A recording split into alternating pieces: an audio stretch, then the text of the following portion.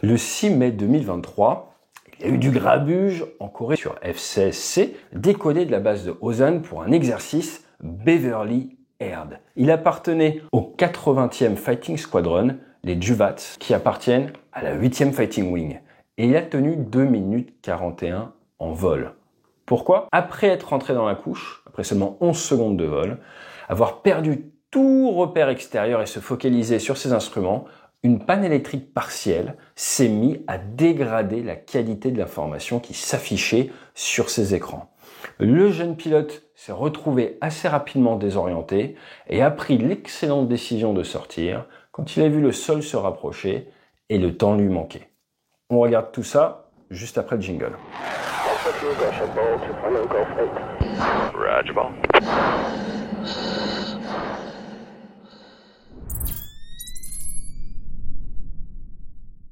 Notre pilote est tout juste formé pilote opérationnel.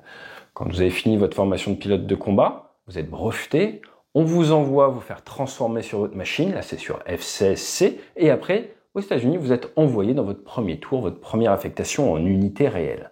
À ce moment-là, notre pilote, il a 123 heures de F-16, ce qui est bien mais pas top, il faut bien y passer, et 423 heures de vol total.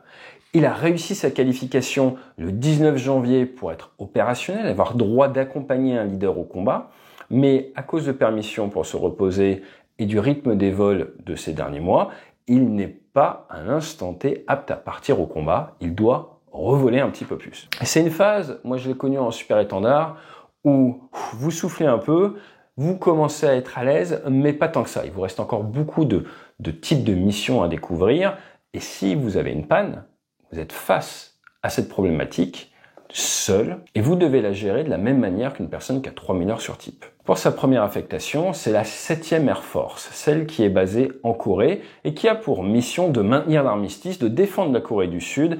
Et leur petit motto, leur devise, c'est « Ready to fight tonight », prêt à se battre ce soir. Ils appartiennent au commandement de l'Air Force du Pacifique. Quand vous regardez les informations sur le commandement du Pacifique, ils vous disent clairement la zone qui est leur responsabilité.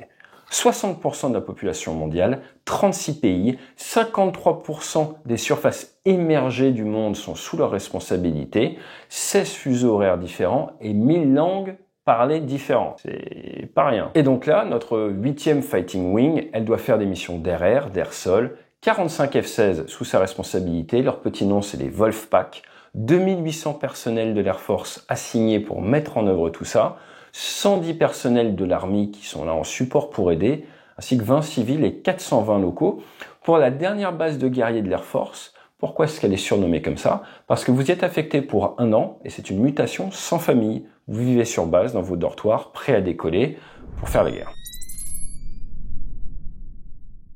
La mission du jour, c'est un vol d'AI, Air Interdiction de l'attaque au sol. Il y a 4 F-16, notre jeune équipier est numéro 2. Généralement, vous avez le chef de patrouille en numéro 1, un sous-chef de patrouille en 3 et des équipiers en 2 et 4. Comme ça, s'il faut se séparer, 1, 2, 3, 4, chacun avec un chef de patrouille.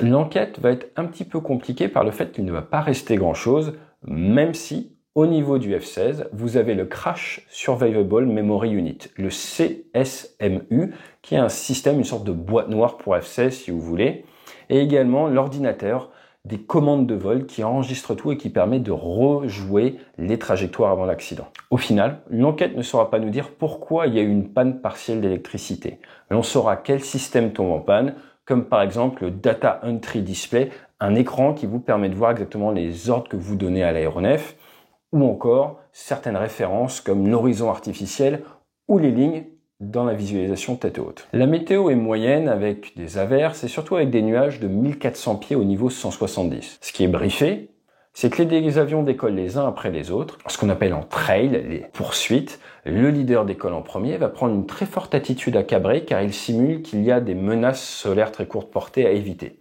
Le 2 fait donc pareil, accélère, grimpe très fort, accroche radar son leader de manière à pouvoir plus facilement le rassembler derrière, et il annonce to tide, qui veut dire qu'il a le bon contact radar. Maintenant, alors qu'il est en train de monter très fort, et il va falloir arrêter de monter à un moment, eh bien, il a ses pannes. Et les pannes arrivent plus ou moins en cascade sans jamais vraiment annoncer le type de panne. Et c'est ça qui est compliqué dans un avion informatisé, c'est quand vous avez des dysfonctionnements mais pas de panne précise affichée qui envoie chez vous des actions réflexes ou des checklists. Je m'explique. Vous êtes en train de conduire sur l'autoroute. Vous avez vos vitesses devant vous et d'un coup, vous avez l'aiguille qui se balade un peu vers le bas, un peu vers le haut. Vous étiez à 130 et d'un coup, ça vous dit peut-être 120. Et 3 secondes après, ça vous dit 90. Et après, ça remonte à 100. Vous allez avoir du mal à savoir exactement ce que vous avez, ce qui ne fonctionne pas. Et des fois, si tout l'écran s'éteint et que vous n'avez plus d'indication, en fait, c'est plus facile à gérer que si vous n'avez que des infos parcellaires sans panne déclarée. C'est un petit peu ce qui va lui arriver. Il va avoir du mal à savoir exactement ce qui fonctionne et ce qui ne fonctionne pas dans sa cabine. Il va essayer de regarder l'horizon secours, mais en même temps, il a des informations opposées avec l'horizon réel. Certains bugs assez forts avec un changement d'attitude de 18 degrés d'attitude en 1 seconde seulement. Et surtout, tout ça arrive de manière progressive. Donc au bout de 11 secondes, premier souci. 30 à 40 secondes après, c'est au niveau de la visualisation tête haute que les lignes disparaissent. Au bout d'1 minute 09, c'est l'attitude de l'horizon qui commence à faire des choses très bizarres. Et à 1 minute 13, les caps ne bougent pas. Alors, coup de chance, à un moment, il va sortir un tout petit peu des nuages, voir le sol, essayer de remettre les ailes à plat, se rendre compte que ces informations sont fausses. Il repasse dans la couche et là, eh bien, il va se retrouver dans une attitude nez bas et heureusement, il sort des nuages. Il est alors à 720 pieds. Il se rend compte qu'il n'a pas le rayon de virage nécessaire pour récupérer de son attitude qui est très fortement à piquer. Et à 316 nœuds, 710 pieds, il décide de sortir de l'avion, de tirer la poignée d'éjection et de sauver sa vie. Son avion va impacter dans le 167 pour 8 nautiques de la base, dans un champ, sans faire de victimes ni de dégâts au sol, et lui va s'éjecter et se poser à quelques dizaines de mètres de sa machine. On voit que c'est la nouvelle génération parce qu'il sort son téléphone et il met sur Slack, l'application, qui s'est éjecté, qui va bien, il est à l'heure 9h30. Alors, il aurait peut-être mieux fait d'appeler son unité, parce que le médecin de l'unité voit à 9h49, soit près de 20 minutes après le message, commence à lancer toute la procédure à ce moment-là, et là, c'est pas très clair dans le rapport, mais toujours est-il, le médecin arrive avec une équipe 1 heure, ils sont à 15 bornes du terrain, 1 heure après sur le lieu de l'accident, lui est toujours dans son champ en train d'attendre, et heureusement, il va bien. Donc ce qui est intéressant, là, il creuse pas trop dans le rapport, mais moi ça me choque, c'est qu'on voit que au moment de l'accident, eh bien, c'est très compliqué des fois pour la suite.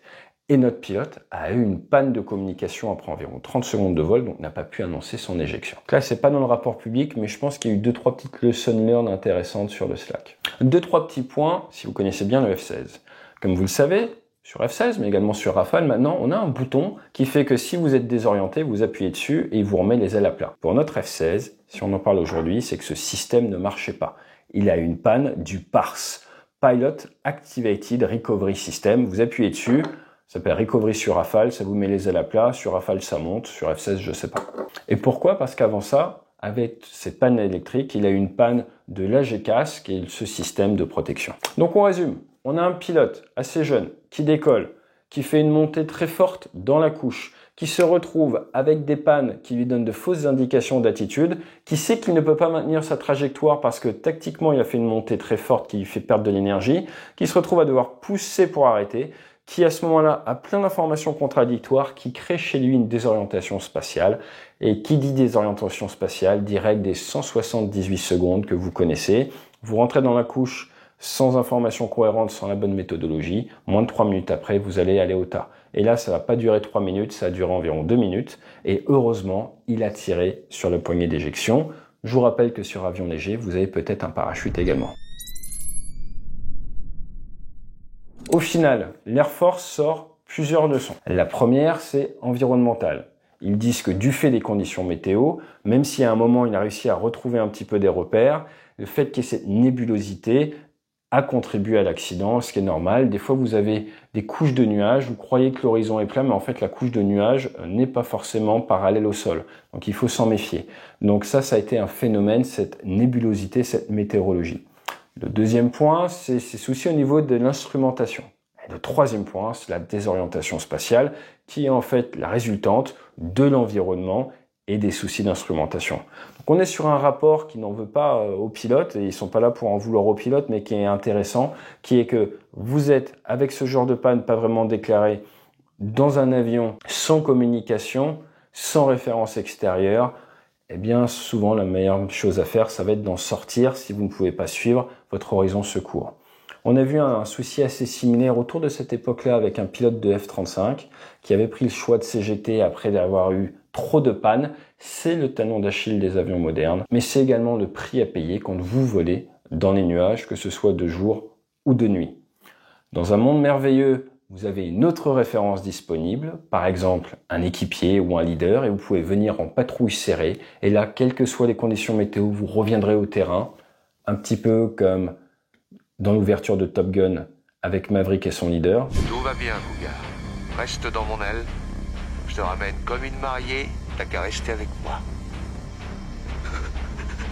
Mais si en plus, et là c'était le cas, vous perdez la communication radio, à un moment ça devient extrêmement compliqué.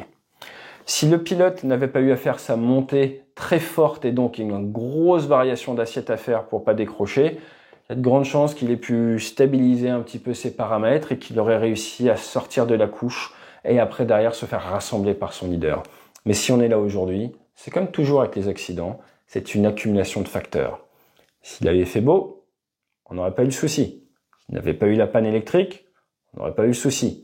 S'il n'avait pas fait le décollage de forte pente qui forçait derrière à rendre la main pour pas décrocher, il n'aurait pas eu le souci non plus. Mais ce qu'il faut retenir, c'est que quelle que soit sa jeunesse aéronautique, il a eu le bon réflexe. Au moment où vous voyez que ça va pas passer, il est sorti, il a tiré la poignée. Méfiez-vous du vol dans les nuages. Votre cerveau va vous jouer des tours. Quand j'ai fait ma formation aux États-Unis, j'ai eu un excellent instructeur qui avait trouvé la bonne formule pour marquer l'esprit des jeunes professionnels que nous étions. C'est une question très simple. Il nous disait, depuis combien de temps est-ce que l'être humain est bipède ? Depuis combien de temps est-ce que l'être humain peut voler dans un avion par beau temps? Et depuis combien de temps est-ce que l'être humain vole dans un avion dans les nuages? Posez-vous ces questions-là. Et si vous voulez prendre un peu tous ces concepts dans votre quotidien, posez-vous la question, depuis combien de temps est-ce que l'être humain utilise des écrans? Ou pire, les réseaux sociaux. Allez, je vous dis à très vite. Spoiler alert, ça c'est quelque chose qu'on traite dans nos workshops, dans nos formations. Le secret pour survivre dans cet environnement-là, où notre cerveau n'a peut-être pas encore été complètement conçu pour max performer face à ça, c'est la méthodologie et c'est la discipline. À très vite sur le bassin pour voler ensemble, ou alors dans votre entreprise pour intervenir auprès de vos équipes à la rentrée. Et d'ici là, fly safe.